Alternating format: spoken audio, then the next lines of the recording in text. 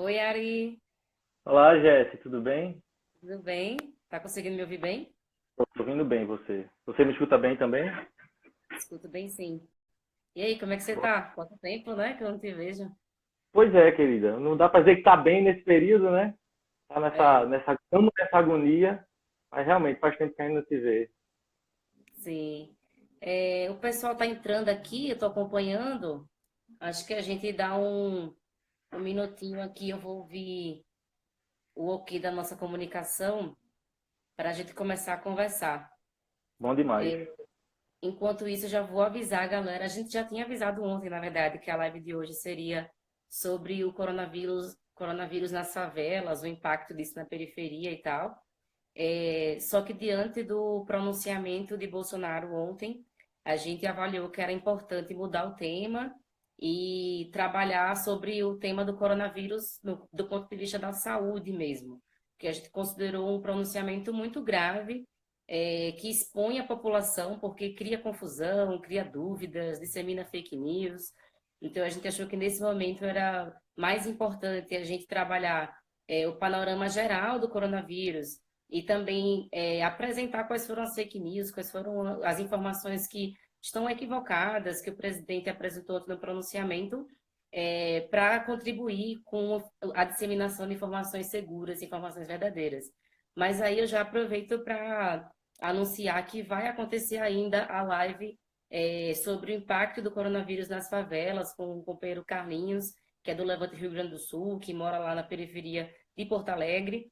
E a gente mudou para amanhã, considerando a urgência, a importância de trabalhar esse tema hoje. E aí convidamos o companheiro Ari, que é médico, que é da Rede Nacional de Médicos Populares e que tem estudado sobre o tema, né, para que a gente busque informações de quem é da saúde, de quem domina esse tema e das próprias instituições, né, da própria Organização Mundial de Saúde, que também tem dado informações que são coerentes com a importância, com a gravidade do tema, que é essa epidemia, essa pandemia, na verdade, que tem assolado aí o mundo inteiro.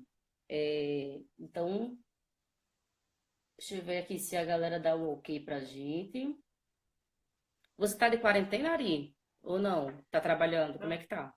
Na realidade, como eu trabalho na universidade e na unidade de saúde, no posto de saúde, na atenção básica, da universidade está parado, mas o trabalho está mais pesado ainda na unidade de saúde, né? Porque a gente está em Petrolina, a gente ainda não chegou na situação que vive São Paulo, que vive o Rio, que vive em outras cidades, mas a gente está se preparando e preparando o sistema de saúde, a população, para essa chegada, né? Que vai ser, já temos 2 casos confirmados, mas a onda vem, né? Então a gente está se preparando para um aumento do número de casos nos próximos dias.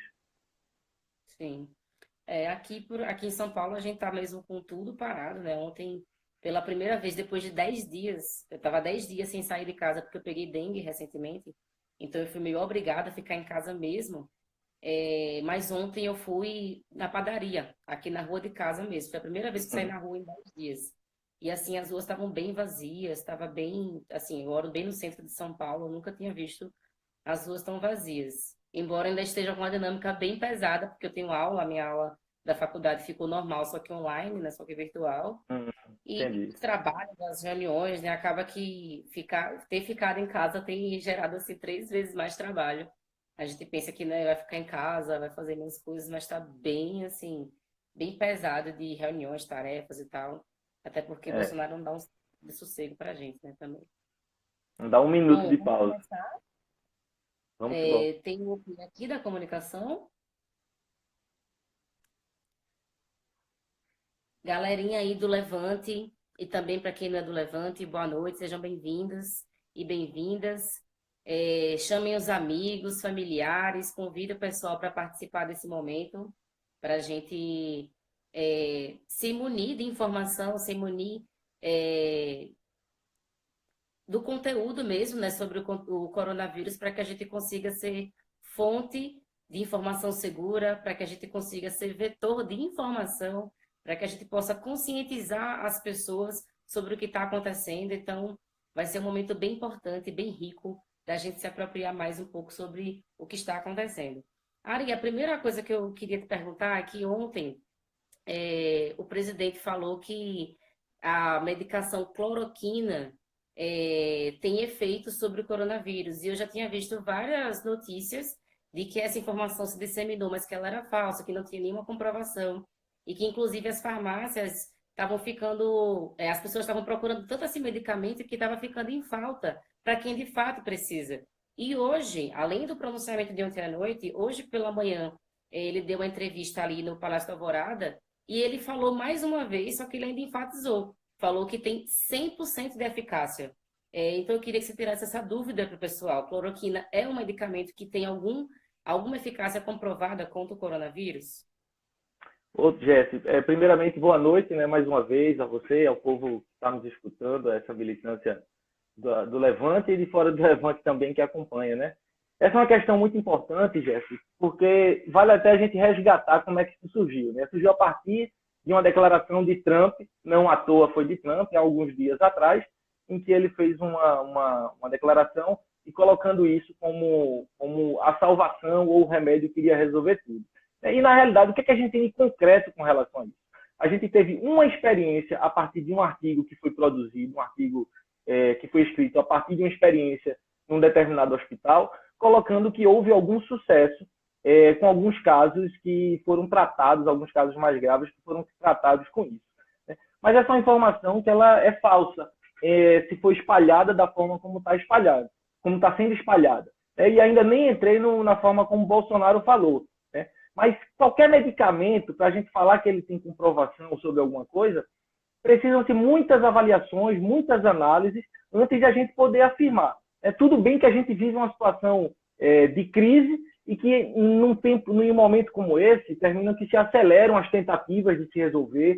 Não é só com a hidroxicloroquina ou com a cloroquina que estão sendo feitas experiências de tratamento, mas o fato é, Bolsonaro abraçou isso, né, a partir de um discurso que a gente sabe que veio de fora, e que não tem, a gente já sabe que tem relatos de locais que estão utilizando isso, mas se fosse realmente eficaz, e eu não estou negando que possa ter essa possibilidade, né? Mas até agora, tenho certeza que se tivesse tendo resposta nos hospitais, e a gente tem hospitais que estão utilizando em pacientes mais graves isso aqui, inclusive em São Paulo, se tivesse a resposta que se imagina, ou que está sendo propagandeada, não tenha dúvidas de que as notícias de outras experiências, de outros locais já estariam aparecendo. Né? E não tem. Nada disso está acontecendo.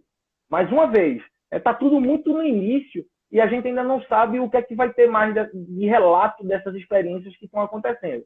Mas até agora, a forma como isso foi colocada, especialmente quando isso parte do presidente da República, foi de uma forma extremamente irresponsável, como você colocou bem. Né? Porque começa que é um remédio que não é um remédio como qualquer outro medicamento, tem seus potenciais efeitos colaterais, e nesse caso são efeitos colaterais que podem provocar morte, inclusive, nas pessoas.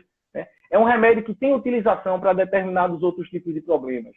E como você bem colocou, houve uma corrida frenética às farmácias. Né? Aqui em Petrolina, eu vi isso em outros locais, mas aqui em Petrolina simplesmente acabou nas farmácias. E aí eu tive notícia de gente que realmente precisava do remédio e não mais conseguiu ter acesso a isso.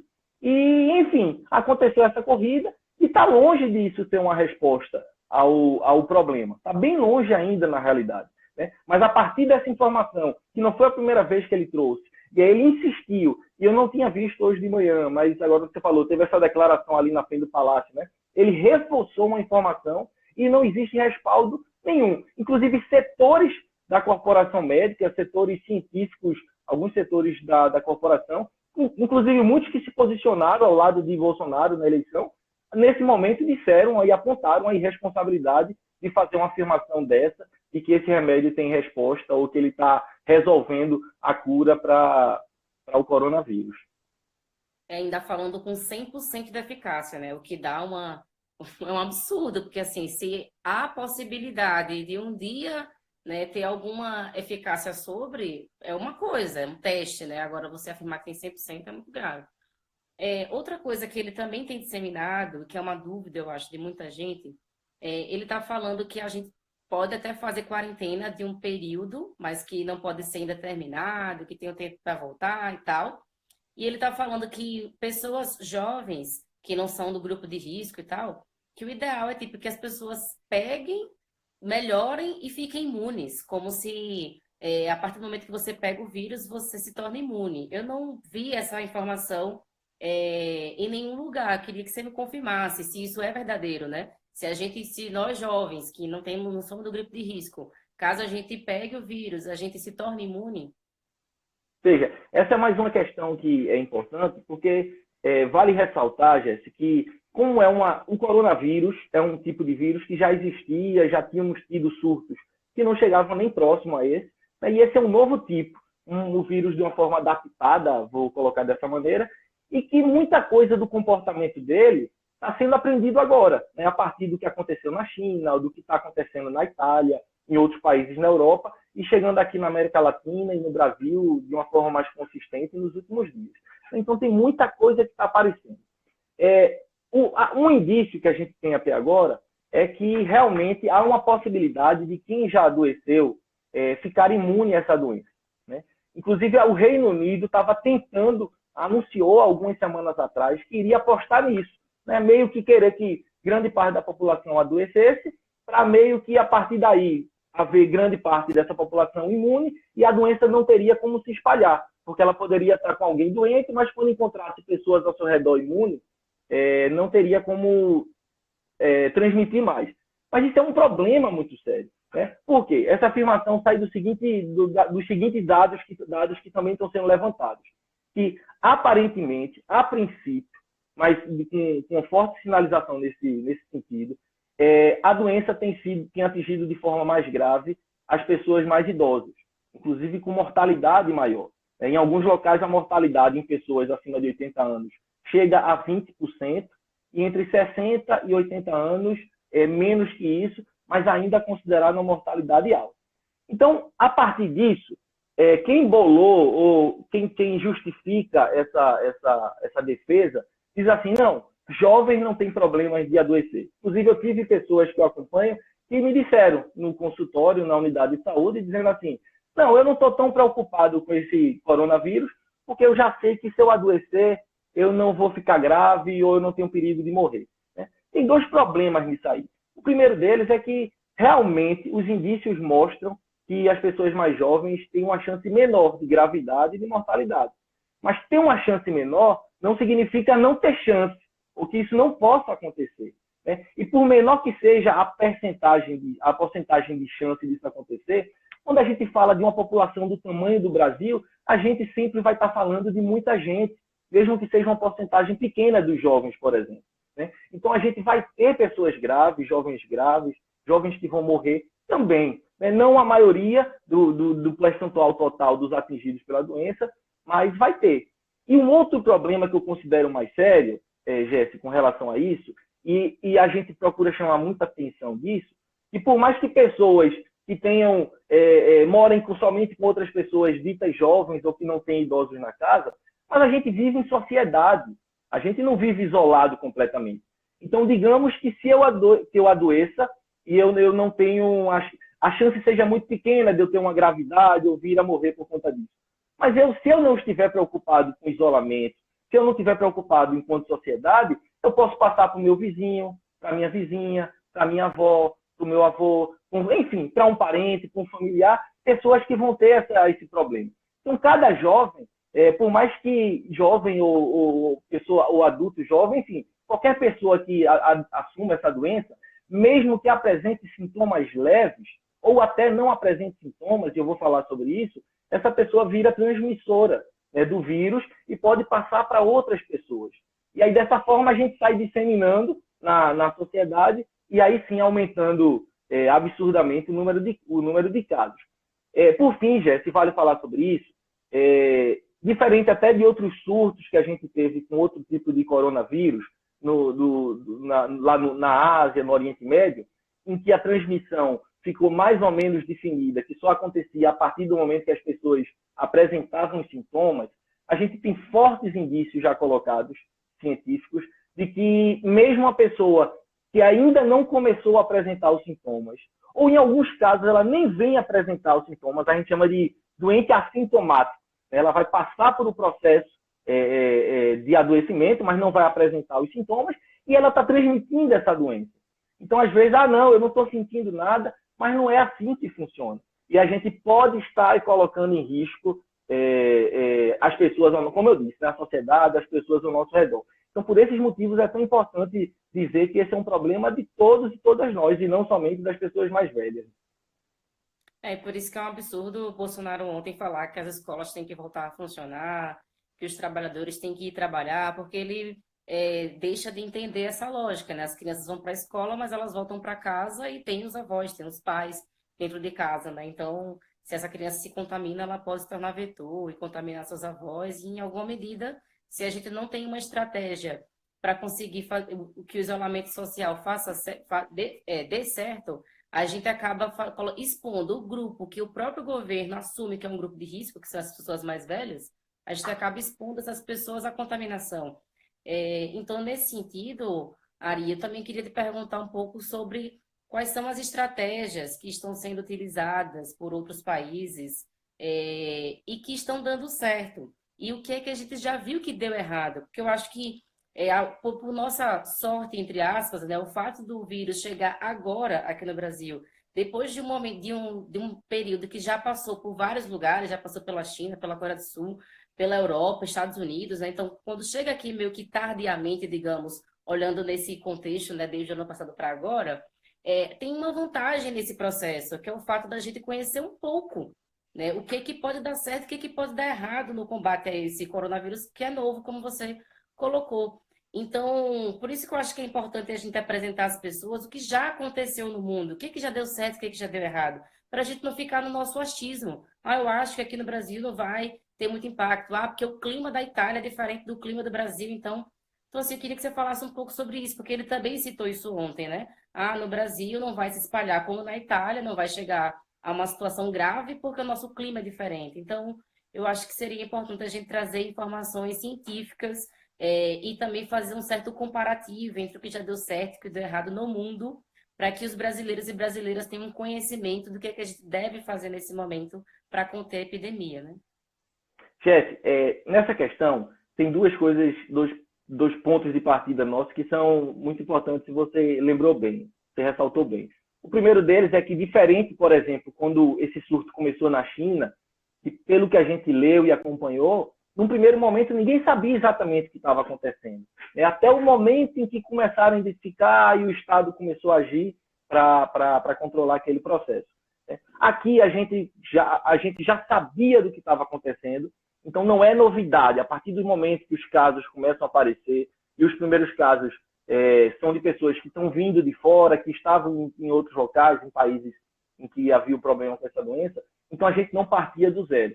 E o segundo ponto a gente não parte de um sistema de saúde também muito fragmentado. A gente tem o SUS, o Sistema Único de Saúde. E o que parece, e se é que dá para dizer que tem alguma coisa boa desse processo, é que essa história toda está mostrando para todo mundo a importância que o Sistema Único de Saúde, a importância que o SUS, e de que a gente defenda o SUS, é fundamental para um país, para uma nação, para um povo. Né? Se a gente não tivesse o SUS, a gente estaria passando uma situação muito parecida com o que está acontecendo nos Estados Unidos, onde tem gente que adoece e não faz o exame porque o exame é 2, 3 mil dólares e não há um sistema público que dê conta de fazer todo esse controle.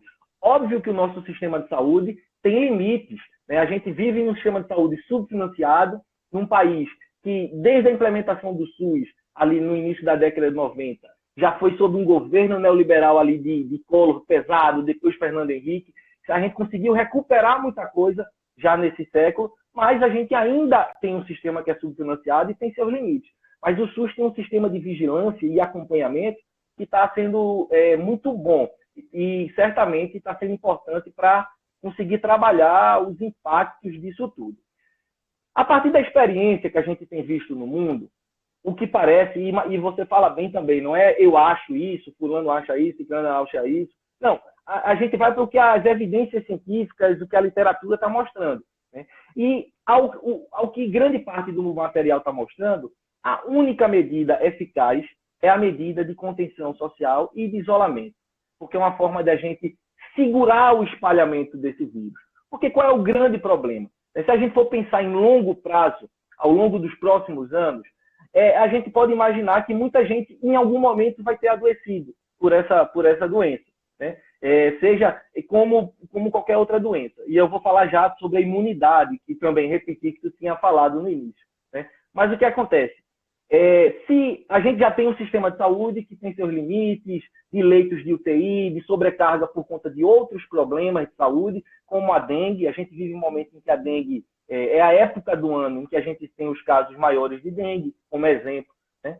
Então, se a gente tem uma grande quantidade de pessoas adoecendo ao mesmo tempo, e a gente sabe que uma porcentagem dessas pessoas vai ficar grave, porque como era uma doença que não existia, não existe imunidade na nossa população para isso, né? Então, a gente tem uma grande quantidade de pessoas adoecendo. Por tabela, a gente vai ter uma grande quantidade de pessoas também, dentro de uma porcentagem, que vão ser casos graves e que vão precisar de hospital e vão precisar de UTI. Então, se a gente tiver tudo de uma vez só, ou uma grande quantidade de uma vez só, a gente vai ter um colapso no sistema de saúde, como está acontecendo na Itália. E qual foi o problema da Itália? A Itália mais ou menos sabia, antes de nós, né, mas mais ou menos sabia já qual era o problema a partir do que estava acontecendo na China. E é uma postura muito parecida com a que a gente vê colocada pelo presidente da República, pelo Jair Bolsonaro. De chamar de gripezinha, de dizer que não vai causar muito impacto, que outras gripes também matam, né? E aí a gente está vendo assim, centenas de pessoas morrendo diariamente na Itália com relação a isso. Então, a Itália é um exemplo do que não se deve fazer. Tardiamente, depois de algum tempo, é que eles começaram a propor essas estratégias de isolamento social, de contenção, de suspender aula, não sei o quê. Aqui, a gente, se dependesse da presidência da República, a gente estaria em maus lençóis e poderia estar muito pior. Ainda bem que a gente tem visto governadores, e a governadora, né, do Rio Grande do Norte, que é uma mulher, mas grande parte dos governadores se posicionando firmemente. Um grande exemplo são os governadores aqui no Nordeste, né? Quase que sem exceção, a postura tem sido muito firme, né, de estabelecer medidas e procurar conscientizar a população para a seriedade desse momento. A gente vive repetindo, pânico nunca ajuda em nada, pânico não ajuda em nada. Agora a gente precisa encarar com muita seriedade esse momento, porque não é uma gripezinha como o presidente da República falou, repetiu, parece que hoje colocou novamente, né? Agir dessa maneira é mais do que irresponsável, é criminoso com a população brasileira, com o povo do Brasil, que vai sofrer os impactos. A gente já está sentindo isso, mas se tudo seguir como as projeções indicam, a gente ainda vai sofrer um impacto muito maior disso nas próximas semanas. E mais perigoso e mais grave do que o pânico é a desinformação e a informação falsa para a população, né? Porque uma coisa é você estar com medo de algo que você sabe o que pode acontecer com você, sabe o que pode lhe prejudicar, sabe o mal que pode lhe fazer.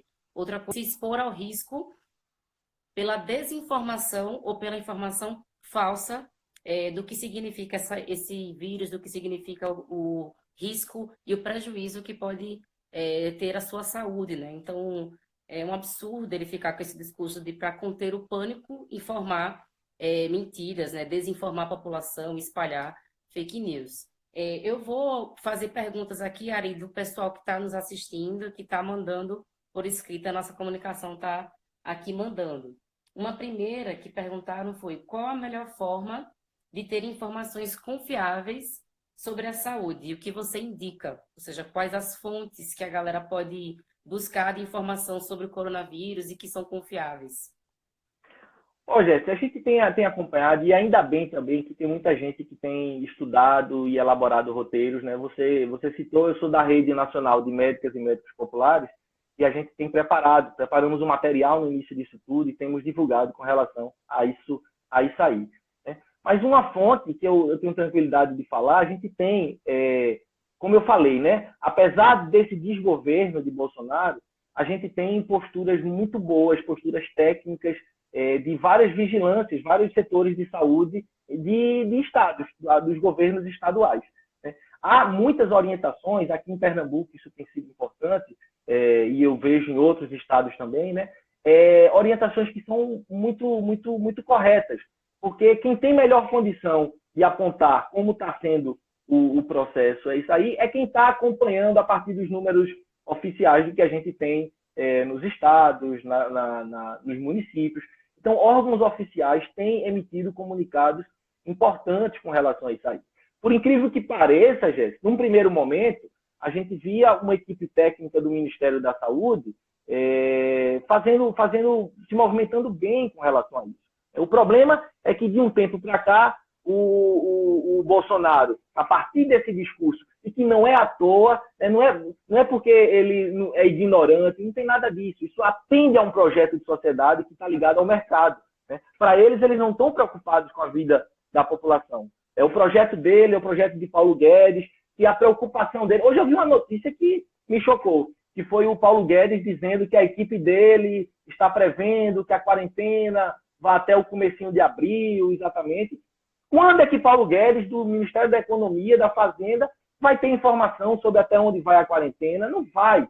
Então, isso expõe de uma forma muito evidente que o interesse de quem eles estão, a quem eles estão servindo ali. Né? E aí, desde então, o Bolsonaro, inclusive, botou na parede o mandete e o Ministério da Saúde, infelizmente, eu digo, tem assumido uma postura de agora minimizar o problema, dizer que não é tão grave assim, né? E isso, mais uma vez, pondo em risco grande parte da população brasileira. Fora isso, eu acho que vale a pena, depois eu posso até mandar, a gente tem uma lista de sites, de pesquisadores que têm produzido material importante com relação a isso. Jesse, eu posso até mandar para vocês do Levante, para vocês disponibilizarem para quem quiser buscar. Porque tem sim muita gente observando sobre vários aspectos esse problema e tentando, de alguma forma, prever, né, o que vem pela frente diante das medidas que estão sendo tomadas, porque realmente nos preocupa muito os impactos nas próximas semanas na saúde do povo brasileiro. Eu tenho acompanhado, assim, pelo Twitter, né? O Medicina em Debate, que tem postado várias coisas interessantes, a Rede de Médicos Populares, e alguns de jornais mesmo, tipo Brasil de Fato, que tem informações seguras, mas não é específico da saúde. Mas quando trata de saúde, né, a gente tem informações seguras.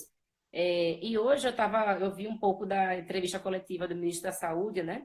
Hoje foi um dia, assim, extremamente confuso, porque pela manhã o presidente reafirmou a posição do pronunciamento dele de ontem, né? É para ir para a rua, é para trabalhar, é para abrir escola, é para voltar à normalidade, governadores parem de fechar a estrada, parem de fechar aeroportos, tal. Então foi esse discurso, tipo assim, tá tudo normal e é um resfriadinho e tal. O vice-presidente falando que o governo tem uma posição única, que é de isolamento social. E o ministro completamente em cima do muro. Deu uma entrevista coletiva hoje completamente em cima do muro. Tem que ter quarentena, tem que ter isolamento, mas também tem que ter limite, tem que ver quando é que volta, também não pode ser assim. Então, assim, na prática ele falou, fica em casa, mas volte a trabalhar, né? Foi aquela coisa meio enrolada, meio em cima do muro, com certeza mediando aí com a posição do presidente do pronunciamento de ontem, né? Então, a gente está numa situação muito complexa, né? Que uma crise sanitária tão grave, um problema de saúde tão grave, e sem uma condução, sem uma direção política do país consequente, responsável, que tenha condições de apontar os caminhos, de dar as orientações, né? Esse era um momento, inclusive, que a gente não deveria estar nem politizando, né? Que a gente não deveria estar nem combatendo o governo. Deveria ser um momento que parlamentares, governos estaduais, governo federal, profissionais de saúde deveriam estar todos num rumo só para conter a epidemia, para cuidar da saúde da população, né? Então, é muito absurdo a gente estar passando por um momento desse que compromete a vida das pessoas e a gente tem que gastar boa parte das nossas energias combatendo as ideias equivocadas do governo federal, né? A segunda questão que apareceu... fala. Desculpa, só complementando isso, inclusive eu me sinto muito à vontade, né, da gente trazer essas questões com relação ao Ministério e à política, ao governo federal, porque no começo disso, ou alguns dias atrás, eu não tinha problema, não tinha pudor em dizer que a gente via o trabalho de algumas pessoas da equipe técnica do Ministério de uma forma correta. Né? Alguém poderia interpretar que eu estaria elogiando o governo, e não era isso, é porque a gente estava observando isso do ponto de vista técnico. Infelizmente, em nome dessa política genocida do Jair Bolsonaro, eles estão pondo isso em risco, estão pondo isso a perder. Hoje cedo, salvo engano, hoje o dia também foi muito corrido aqui nos atendimentos, mas um importante técnico do Ministério da Saúde, ele, discordando do que estava acontecendo, ele pediu exoneração mais cedo pela manhã, discordando, ele observando o que está acontecendo. Então, tudo isso de uma forma, no minimamente irresponsável, no mínimo irresponsável para com o povo brasileiro. É o próprio Caiado, né, que eu nunca defenderia em lugar nenhum, mas hoje fez uma fala, sou médico, nunca que eu vou compactuar com isso aí, né? Então, assim, é isso. Nesse momento, óbvio que eu não tenho nenhum acordo com a política econômica de Caiado, com as suas ideias e tal, mas nesse momento valorizo, parabenizo por ter uma postura consequente em relação à epidemia. Porque nesse momento, em primeiro lugar, tem que vir a vida do povo, né? A segunda questão que apareceu aqui foi: a revogação da PEC do teto é uma boa saída? Podemos aguentar a pandemia sem investimento em saúde? A gente não tem a menor condição de manter o nosso sistema de saúde e não é nem só sobre a pandemia, não somente nesse momento. Se esse teto dos gastos ele se mantiver. E, mais uma vez, né, parece que essa situação agora deixa claro e evidencia. A gente vê agora até economistas da direita, alguns apontando o equívoco que foi esse processo. Né? Se a gente pensa, Jéssica, eu gosto de repetir isso para a gente visualizar, imagine que a gente tem o mesmo orçamento, um orçamento fixo todo ano, durante 20 anos, para consertar estradas. Pode ser que conserte pouco, mas vai manter consertando um número X de estradas ao longo desses 20 anos. O problema é que na saúde, a nossa população, as estimativas colocam que ela ainda vai crescer até 2050 e a nossa população segue envelhecendo. E a literatura científica, a literatura em saúde, coloca que uma população mais velha, ela demanda mais serviços de saúde. Então, a gente tem uma população que está envelhecendo, demanda mais serviços de saúde, que está crescendo, e agora o mesmo dinheiro. Então, a gente já caminha para o colapso. E aí, quando chega uma situação dessa, onde até, eu salvo engano, há umas 2 semanas atrás, o próprio Mandetta fez uma fala no Congresso Federal, colocando que era importante, precisava de bilhões para a saúde, porque senão não dá conta. A gente precisa, e aí vale a pena falar sobre isso, de uma grande movimentação, digamos assim, empunhando algumas bandeiras que são a defesa do SUS, isso passa pela revogação do teto, né? E também passa por isso a importância que o Estado tem que dar agora, o Estado tem que defender uma grande parcela da população. A gente sabe que mais de 40 milhões de brasileiras e de brasileiros trabalham de forma precária, não tem vínculo trabalhista CLT ou qualquer outro. E se essas pessoas, e aí é onde dificulta a nossa situação, porque quando a gente fala da importância do isolamento, da contenção, ainda bem que há um setor que consegue. Por exemplo, quem está nas escolas, nas universidades, por exemplo, mas e quem precisa sair para a rua para trabalhar? Né? Só de trabalhadores e trabalhadoras desses aplicativos de entrega de comida, de transporte humano, a gente tem mais de 4 milhões de brasileiras e brasileiros. E quem tem que dar uma resposta para isso é o Estado. A gente precisa cobrar disso. Né? Eu vejo com muito ânimo e começam a pipocar iniciativas, né, bem generosas por parte do povo, dos movimentos sociais, das organizações, e realizar ações de solidariedade. Isso é importante. Eu alerto somente que a gente precisa ter muita calma para observar os cuidados importantes do ponto de vista técnico em saúde. Porque, às vezes, na melhor das intenções, podem ter ações que contribuam para a transmissão de doença, tanto para adoecer quanto para passar essa doença para outras pessoas. Às vezes, na melhor das intenções. Então, isso tem que ser pensado, e eu tenho acompanhado e participado de vários processos que têm pensado isso, mas se atentar para esses princípios de segurança, a gente chama de biossegurança, mas de cuidados com a saúde, é fundamental. Né? Mas, para além dessas ações de solidariedade, é preciso que fique muito evidente que isso é tarefa do Estado. E é o Estado que precisa garantir a seguridade desse povo, dessas pessoas que vão ficar algumas semanas, que vão ficar talvez alguns meses, sem poder sair às ruas, e como é que mantém as coisas em casa. Então, isso tem que ser uma preocupação muito forte dos movimentos, de juventude, dos sindicatos, porque realmente serão dias difíceis. Não, inclusive, é uma contradição estranha, no mínimo estranha, que há 8 dias atrás o presidente Jair Bolsonaro pede ao Congresso Nacional que declare estado de calamidade no Brasil, né, que reconheça o estado de calamidade por conta do coronavírus e chama de resfriadinho, tipo assim, de uma gripe qualquer, né? Por conta de uma gripe qualquer, não seria necessário reconhecer estado de calamidade. Se o próprio presidente pediu para reconhecer estado de calamidade e o Congresso aprovou, o Senado aprovou com unanimidade todos os votos, assim, claramente já fica exposto que não se trata de uma situação normal, se trata de uma situação anormal, uma nova, né? Que a gente está enfrentando, e mais grave. Por isso que a gente precisa dessa alteração para poder o Estado gastar mais nesse momento, com saúde pública, mas não só, mas com proteção social também, como você estava levantando aí, que é proteger os trabalhadores informais, proteger aqueles que não têm como ficar em casa e se sustentar nesse período de quarentena, nesse período de isolamento social, né? Então, é mais uma contradição do discurso do Bolsonaro com a realidade, né? Como é que a gente declara estado de calamidade e diz que é uma gripezinha, um resfriadinho, né? Uma outra pergunta que veio da Paraíba, aí de seus vizinhos, foi uma pergunta se no Brasil estão sendo feitas pesquisas sobre o coronavírus, tratamento e ou vacinas.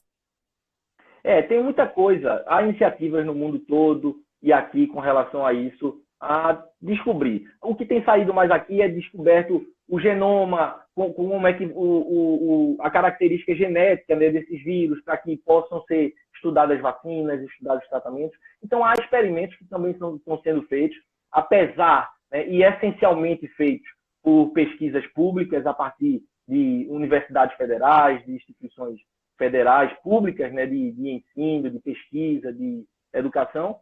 E apesar de todo o despeito que o governo federal tem com relação a isso, né, mas tem muita coisa boa que tem sido pesquisada também. Óbvio que a gente está num momento de muita dedicação, e eu falo muito pela área da saúde, né, de como é que a gente vai conter no primeiro momento os impactos da chegada do que como já está forte em alguns estados e ainda está chegando em outros, né? A preocupação está muito centrada nesse sentido. Mas há pesquisas, há vários levantamentos que estão sendo feitos no intuito de melhorar experiências, inclusive, de tratamento em alguns hospitais também, dando essa parcela de contribuição brasileira também nesse contexto mundial. Aqui a gente está longe de ter a verba de pesquisa de outros países que estão pesquisando isso, e que certamente estão mais avançados com relação a isso, mas há também muita pesquisa sendo feita no Brasil envolvendo o coronavírus.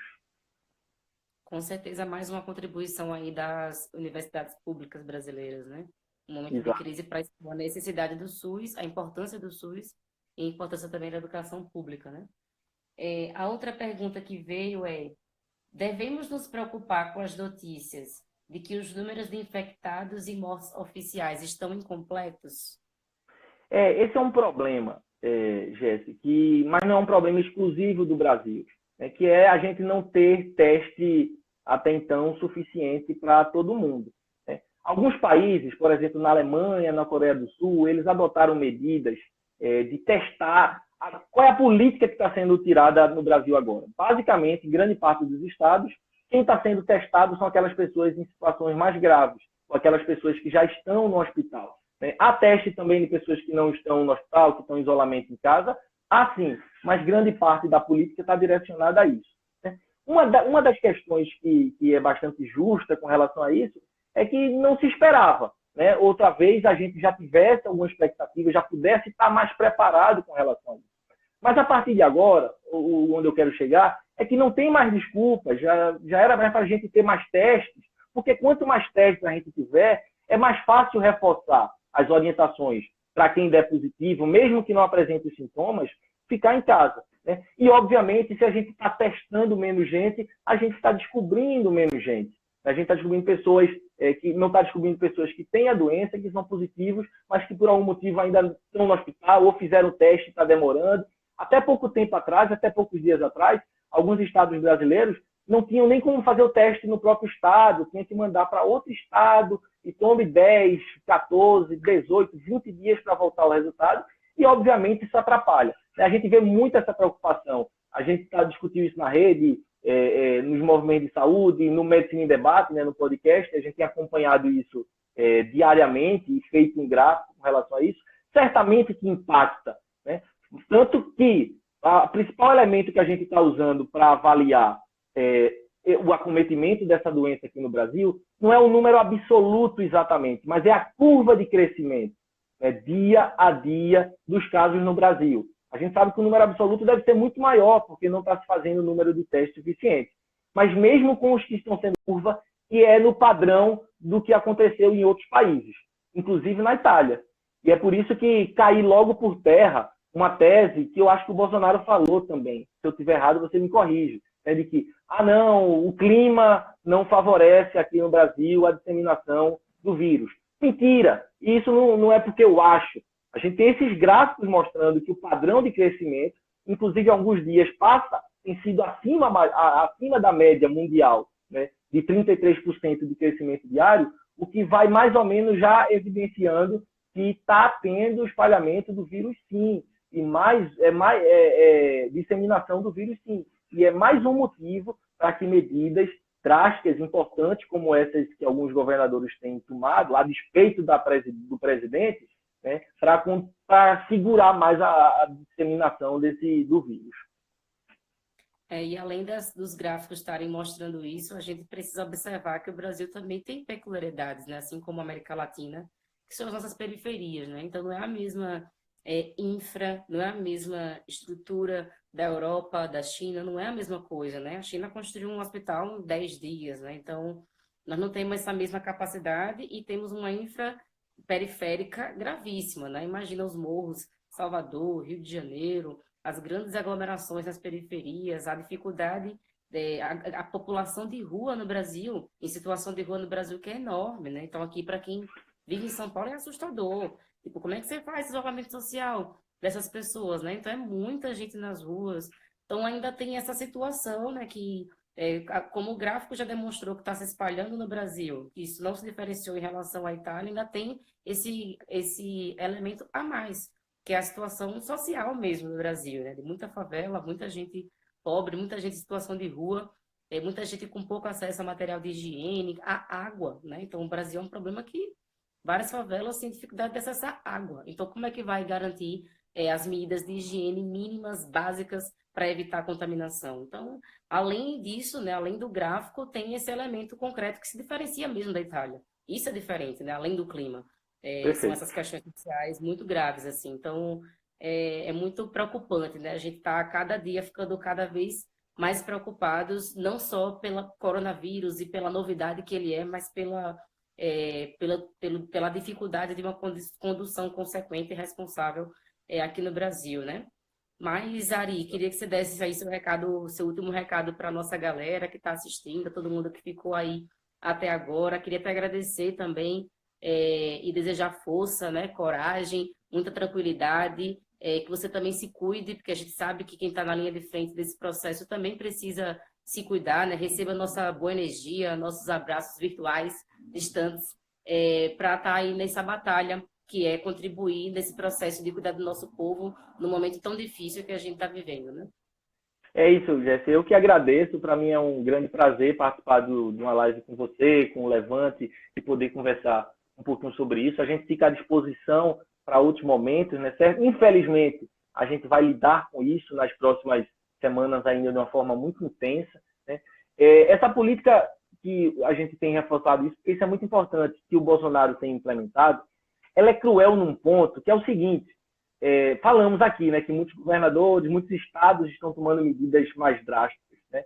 Se essas medidas derem certo e a gente conseguir conter a evolução, o pico de doença no mesmo momento, digamos assim, eu ainda acho que eles são tão escrotos, me permita, Jéssica, que aí vão dizer, tá vendo que não precisava de tais medidas drásticas? Né? E se também não der certo, porque eles estão atrapalhando, não só não ajudam, como estão atrapalhando, aí a gente já sabe como funciona a política deles, né? Dizer que é um vírus chinês, que o problema é da China, que o problema é do PT, que o problema é de fulano, que o problema é de ciclano, e nunca vão assumir essa responsabilidade. Então é cruel, é mais do que ignorância, é crueldade isso que eles estão fazendo, né? No dia a dia, tem sido... eu tenho me animado, algo que tem me animado, Jéssica, é ver, como você falou, a quantidade de profissionais de saúde, de colegas das mais diversas áreas de saúde, que têm ido para a rua, que têm saído de casa com coragem. né, tomando as medidas, tomando os cuidados, muitas vezes racionando máscara, porque não tem muita ao mesmo tempo, né? Então, assim, isso tem sido muito bom. E todo dia, quando eu me levanto, eu trabalho num posto de saúde na zona rural, aqui em Petrolina, né? Todo dia, quando eu me levanto e vejo muita gente assim, o que dá o ânimo é dizer assim, vamos para lá porque a gente vai ajudar muita gente, né, nesse processo.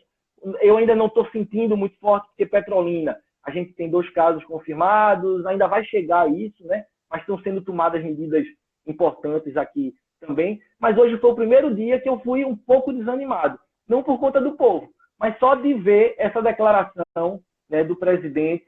E por mais que a gente compreenda o que ele faz, mas foi triste chegar na unidade e ver uma pessoa hoje dizer que já não estava se preocupando tanto por conta da declaração do presidente. O que, para mim, já escancarou tudo que está envolvido e tudo que está representando isso aí. Mas eu acho que é importante a gente manter esse ânimo de ir para as ruas, no sentido, quando eu falo agora, é para os serviços de saúde, é onde a gente tem que estar, o Estado. Tem que ficar muito clara a importância do Estado brasileiro, dos estados também, para que a gente consiga dar conta desse processo. Enfrentaremos dias difíceis, mas vamos indo. Tanto dia a dia, analisando, pensando nessas ações com responsabilidade, com segurança, as ações de solidariedade. Por isso que a gente tem que estar antenado também com essas movimentações. Mas a gente, apesar de Bolsonaro, a gente vai superar isso. A gente vai superar isso. Precisamos ter força, buscar essas saídas e cobrar muito, porque é o Estado que tem que dar conta de garantir a saúde e garantir a seguridade, a questão financeira, tudo isso que a gente falou hoje, Jéssica. Muito obrigada, viu, Ari? Eu acho que o recado que a gente tem que deixar aqui também é esse, né? Bolsonaro ontem acabou agradecendo os profissionais de saúde, mas a melhor forma da gente agradecer os profissionais de saúde é ficando em casa, respeitando a quarentena, respeitando o isolamento social, respeitando as orientações que esses profissionais da saúde que estão enfrentando no dia a dia o coronavírus estão nos dando, né? Então, na contramão aí do que o presidente falou, agradecer os profissionais é respeitar as suas orientações. Então, vamos seguir compartilhando informações seguras, informando a população, conscientizando, para que a gente possa juntos vencer essa batalha, vencer essa epidemia. Acho que eu confio muito no SUS e confio muito nos profissionais de saúde no Brasil, apesar desse governo, apesar desse presidente, e confio muito no povo brasileiro e nesses profissionais que estão aí no front. Então, com certeza vai dar certo, né? Com um pouco mais de dificuldade do que deveria, mas vai dar certo, vamos seguir. E aí, Ari, eu queria lhe agradecer e pedir para você não esquecer de salvar a live, que você está aí no Insta do Levante, né? E começou, então, para a galera que não pôde assistir agora ao vivo, ficar assistindo depois, né? Nossas últimas lives tiveram muitas visualizações de pessoas que não conseguiram assistir na hora, então isso é muito legal, isso ajuda as informações a circularem. E queria agradecer a todo mundo que participou, que divulgou. Peço que também divulguem ele amanhã, que vai ser com o Carlinhos, sobre o impacto do coronavírus nas periferias, nas favelas. Ajudem a divulgar, convidem as famílias, os amigos, que nesse momento que a gente está em casa, a gente não pode estar parado. A nossa mente tem que estar funcionando, o nosso corpo tem que estar funcionando, então se alonguem, se exercitem, mas também pensem, também estudem, também leiam, também acessem informações. Eu acho que esse momento é um pouco para isso, né? A gente tem falado que estar de quarentena, estar em casa não é estar sozinho, não é estar parado. Então, esses momentos são os momentos que a gente junta a militância, junta amigos, junta familiares para trocar um pouco sobre o que está acontecendo e não ficar se angustiando sozinhos e sozinhas em casa, né? Então, vamos enfrentar essa junto, seja a gente aqui de casa, né, via redes sociais, seja também os profissionais da saúde que estão encarando as ruas aí para enfrentar essa epidemia. Então, até mais, viu, Ari? Beijo. Muito obrigada. Muito e bem. beijo para todo mundo que participou aqui também. Muito bem. Tchau, querido. Tchau.